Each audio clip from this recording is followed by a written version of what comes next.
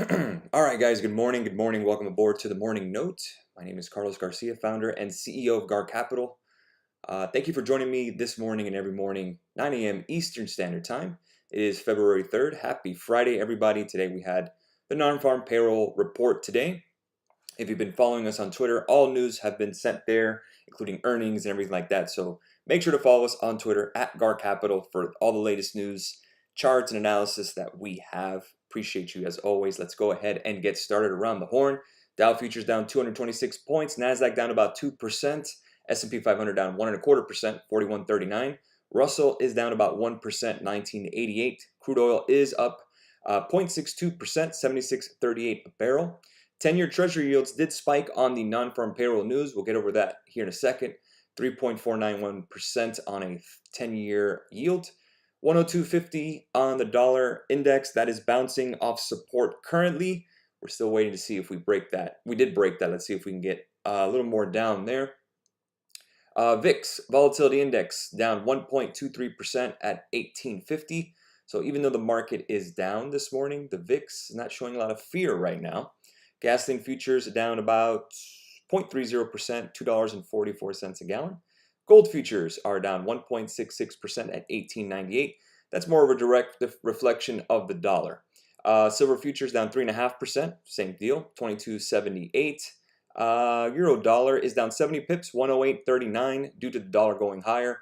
Dollar yen 129.98. Dollar is up 127 pips, 121.21 on the pound dollar. That's down 100 pips. Bitcoin still not enough to get above 25,000, 23,495 is down 2% on the future side. Ethereum down 2.46 at 1648 Ethereum contracts. Okay, let's go ahead and get started. So a lot to go over, as we know. All the earnings have been sent out in terms of what was big. So a couple of notes. Let's go and get started with, first and foremost, let's get started with the earnings. Let's kind of switch it up and kind of swap from ES. So let's go to Apple real quick this morning. Getting a bounce off the lows. Here is some of the main notes in regard to Apple. I'm going to go and read it to you. The tech giant saw its stock fall, as we know, after market. The company missed expectations for revenue, profit, and sales for many lines of the business. Tim Cook said that if they didn't have supply chain issues, that the phone sales would not be down. So now again, does the market give Apple kind of a mulligan on this one? Does it still tend to charge? Does it still have the wherewithal or the actual, the actual business acumen or the business status currently to still trade at a high multiple? The multiple based on the forward PE guidance or forward PE, there was no guidance on Apple.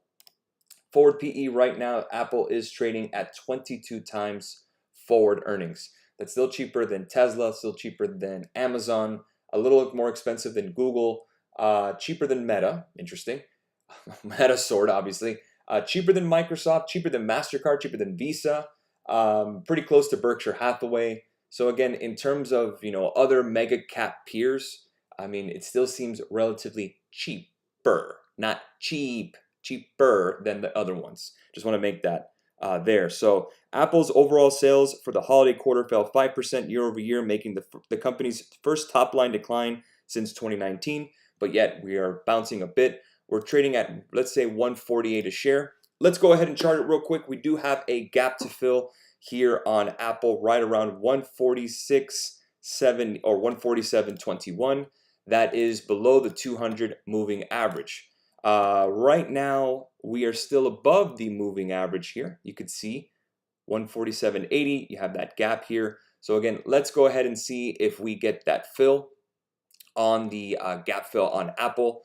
I would be looking to buy the dip in terms of calls. In my opinion, moving forward, again, everything is opinion, right? That's kind of the deal. Let's take a look at the S&P 500. Again, the most famous trend line in the past 12 months. And again, what I'm seeing here is that as we got that golden cross, the yellow above the red, which is the 50 over the 200, I think dips are to be bought, at least in trading wise. I would go ahead and take a look at 4,100 as my first place to buy. That's that first trend line that we've had. Nice, clean trend line that we had. So right at 4,100, I'm looking to see if we can buy the dip and play some upward momentum. After yesterday's big move, guys, understand you're not going to get a straight shot all the way to all-time highs. You're going to get choppiness here and there, pullbacks and retests. If you remember last week, we had a pullback back in on Tuesday of last week. We played that and we caught the bounce. So again, I have no issues buying the dip on momentum higher. Again, as long as I have the volume and as long as the chart shows me that we still have upward momentum, and Apple still shows that. Amazon is bouncing or holding the 50 moving average on the hourly. Let's take a look at Amazon. Amazon dropped 4% after hours. E-commerce giant reported its fourth quarter results. Although the company's quarterly sales beat analyst estimates, current quarter guidance came in somewhat light of expectations. The e-retailer estimates its first quarter revenue to fall between 121 billion and 126 billion. Meanwhile, analysts are expecting sales to come into around 125.1 billion. So again, more of a forecast miss than anything else. Let's take a look at Amazon. Amazon coming up to this trend line here. And you could see that right around that resistance, right around 114.97. We did break above the 200-day. We do have a gap to fill here at 106.32. It looks like we did fill it. So again, I'm looking to see if we can buy the dip, and we'll go ahead and see if we can get to target that 200 MA. And you can see this gap was filled. Now we have to fill this gap. And you have one more gap to the downside. So again, you also have some risk here on Amazon, but keep an eye on it. 106.33 would be the gap fill level. We're slightly below that currently. So let's say the gap would be filled this morning. I will start taking a look at Amazon as well for some call option volume. Keep an eye, one more. Let's go ahead and do Google or Alphabet. See if I can find Alphabet. Alphabet shares declined, as we know, more than 3% after Google parent Alphabet missed analyst expectations in its latest earnings report. Alphabet earned $1.05 per share, lower than expected earnings of $1.18 per share, according to consensus estimates from Refinitiv.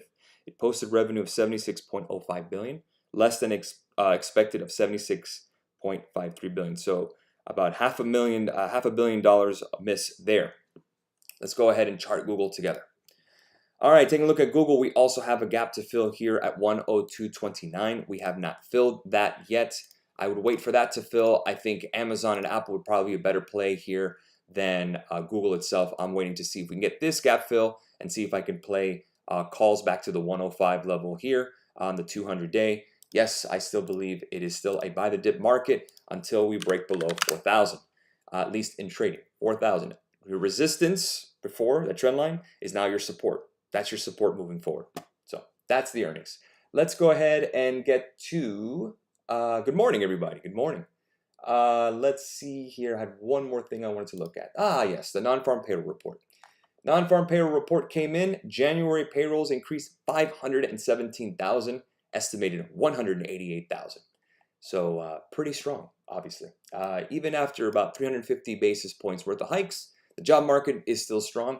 Interesting that we also had not an increase, but a meeting of expectations in terms of wages. So again, you're not going to see, in my opinion, at least with that number, again, you always have revisions. It's not exactly inflationary either. What's good is that we can still have tightening monetary policy, kind of get away from the very, very loose 0% monetary policy and still have job growth. It's starting to get looking like, at least, that we're getting somewhat of a soft landing. We're not there yet, obviously. The market is pricing that in. I don't think the market is pricing in perfection either. If not, we would have broken above 4,200 and settled there. We have not gotten there. So again, in terms of the S&P 500, with that being said, again, demand is still strong. Companies are actually still hiring, even after all these layoffs in the tech sector, which may be just tech sector centric. But Apple did not lay off anybody. That's something that they talked about on their earnings report. The big deal with terms of Alphabet was their YouTube revenue was down. So again, I think that's something the traders were looking at. And then also the AI, and that's what they were talking about a lot, was the ChatGPT competitor, as that's the new thing now, is artificial intelligence. So in terms of the market here, after you have a 4% day on the NASDAQ futures, it's down 2.2%. In my opinion, we may have front ran the earnings coming up, which is fine. And here we are. So now we get to the point is this NFP bad for the market? Well, I don't know how in any world that the lowest unemployment since 1969 is bad news. Now, it may be bad news for the market as they were expecting a low number. That's different. But this is good news. You're getting still strong demand. Guys, one thing we don't want is a deflationary spiral where prices come down to the point that everything has to go down in price because there's no demand. And again, that may sound good if you're trying to put gas in your car, but if your home, and let's say you're a homeowner, its value is cut down by 30% because of deflationary pressures, you're not going to be happy either. Regardless if you're paying $1 worth of gas or eggs at the grocery store is 50 cents. It doesn't work that way. You can't have it just one binary or the other. Again, all prices rise together for the most part. All prices come down together at the most part. So you just can't pick and choose, oh, I want my house to go up in value and my Bitcoin to go up in value, but I want my eggs and my gasoline prices to be below 50 cents. That's not how it works, man. It just never has been. Again, prices come together, prices go down together. So just wanted to reiterate that point before we get confused that, a high employment number of 517,000 jobs added and a 3.4% unemployment level in any universe is a bad thing, because it's not. It's never been a bad thing. Again, what we had was supply inflation. We didn't have enough supply to meet the demand, but now we have the shipping costs coming down. Shipping container prices are coming down. We've seen PPI, Producer Price Index, the cost of building the goods, creating the goods, in a deflationary level, negative 0.1% on a month-to-month basis. I mean, what more do we need to know? And I understand there's a lot of people who are concerned. They're not sure. Oh, this may be a fake out and, we're going to fall. And that's fine. Listen, I can't convince everybody. Hell, at this point, convincing people is kind of dumb. But my main point is to show you the truth, show you what exactly is happening and explaining why. It's not about, oh, it's what Carlos thinks. It's what the market is saying. The market is telling you. The market QQQ yesterday hit 20% off the lows. That's a bull market. Granted, we pulled back a bit, but you're going to tell me that we're just going to go up straight up 20% and then just come back down and just break new lows, even though we have high unemployment and people are working? Sure. I guess that's what you believe. Fine. I'm not here to convert non-believers or believers. It's not even about belief. It's just the numbers that are out there. So again, trade the market that you see, not what you think. So again, if we break 4,000, no problem. We can short. Shoot, I shorted QQQ this week as a hedge. It didn't work out. It hit Tuesday in the morning, 7 a.m., and then we bounced. I have no problem playing puts. If that's what the market is saying is to short, I'm in. But the market is not saying that. Look at the dollar. Look at the yields. Yeah, we got a little bounce today. That's great. But at the end of the day, do you think the dollar looks bullish here? Do you think 10-year yields are bullish here? Do you think the NASDAQ looks okay from where we've been? Let's go and take a look at the NASDAQ together, and then we'll answer some questions. We'll go to the 3-week chart. Again, does anything here saying to you that we're going to fall? Again, if we were at 11,000, I can hear that, sure. But we broke out of the trend line. We're above the major moving average, the 50-week moving average. We still have the 100 moving average looming large as a target. And I even said this on Twitter yesterday. 12,894 could be resistance. Do we break above it? It rejected pretty cleanly. Doesn't mean we'll never break out of it. We have to understand that you're not going to just get one green candle all the way past your monitor. That's not going to happen, guys. Get that out of your head. You're going to go slowly and incrementally higher as things improve, as the dollar goes down, as inflation goes down, and as yields go down.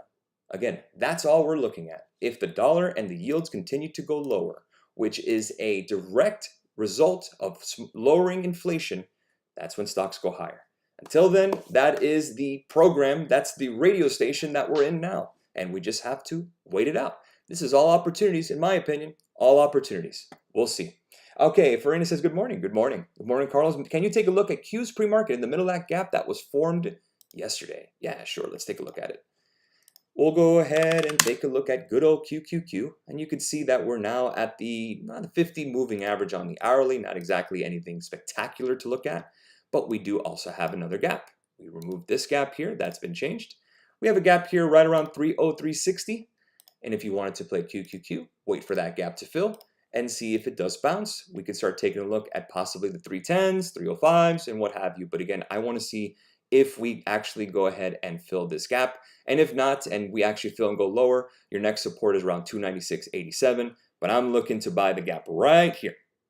I want to see right here and keep an eye on the macro as well. If the dollar starts falling back a little bit in yields, that'll give me an opportunity to go long again. And I have no issue doing that. What's the next level to buy Palantir, by the way? Let's take a look at it. We're now above the 200 moving average. Great.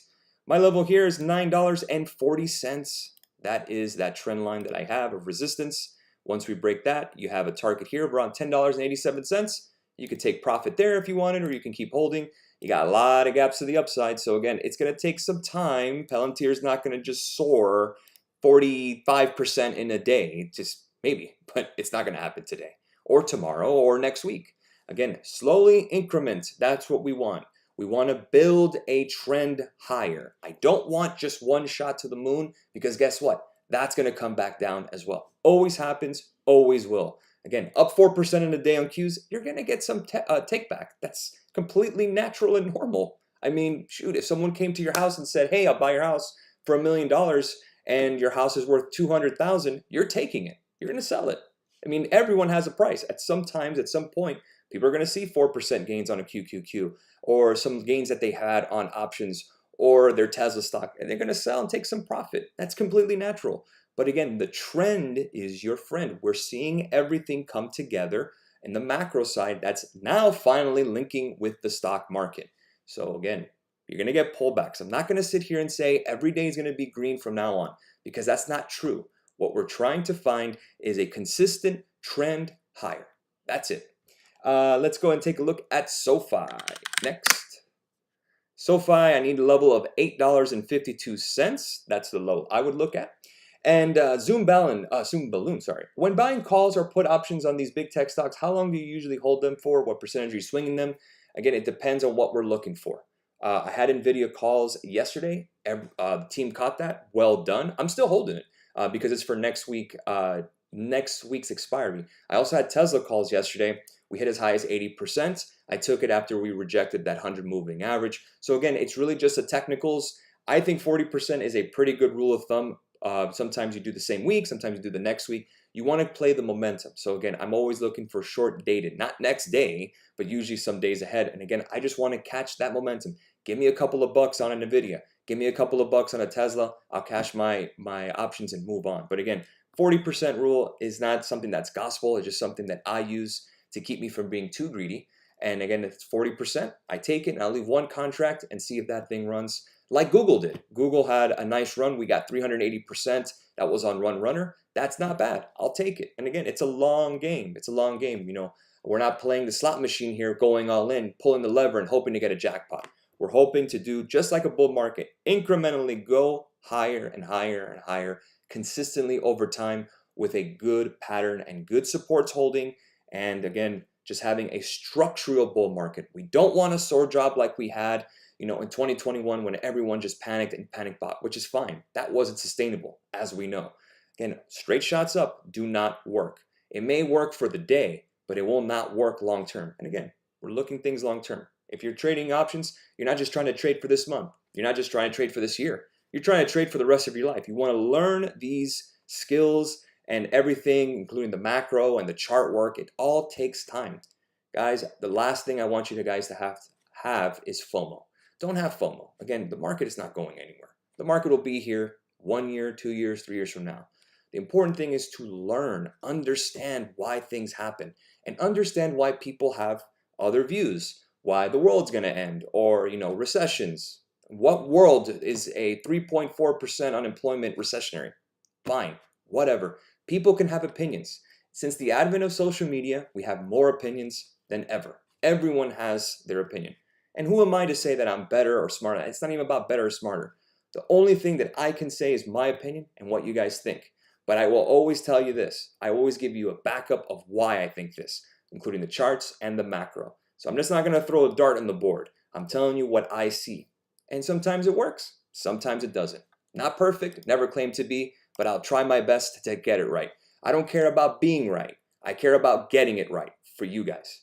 What tickers should I look for? Bonds and yields and important market movers. You want to take a look at the volatility index, the VIX. the dollar index, which is $DXY, and the 10-year treasury yield, which is TNX on TOS. Now, in terms of other type of platforms, I'm not really sure, but those are the 3 tickers in terms of macro that I'm always watching. Thank you for the question, Zoom.